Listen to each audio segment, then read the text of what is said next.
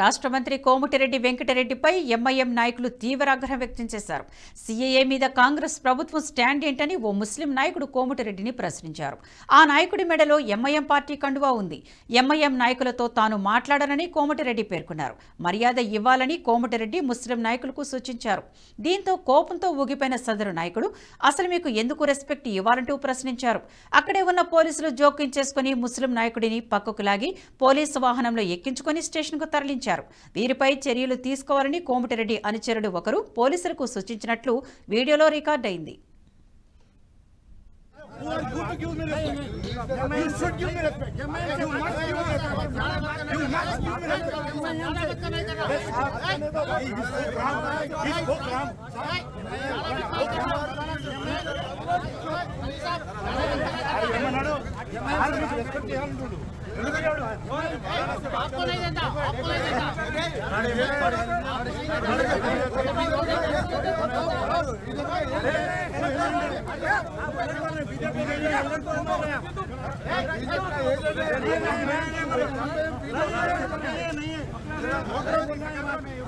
ఈ వీడియో మీకు నచ్చినట్టయితే లైక్ చేయండి, 10 మందికి షేర్ చేయండి. అలాగే కామెంట్ల రూపంలో మీ అభిప్రాయాలను మాతో పంచుకోండి. Nationalist hub group of channels ను సబ్స్క్రైబ్ చేసుకుని తెలుగునాట జాతీయవాద జర్నలిజాన్ని ప్రోత్సహించండి. ఈ వీడియో కింద ఉన్న బెల్ ఐకాన్ పై క్లిక్ చేయడం మర్చిపోవద్దు.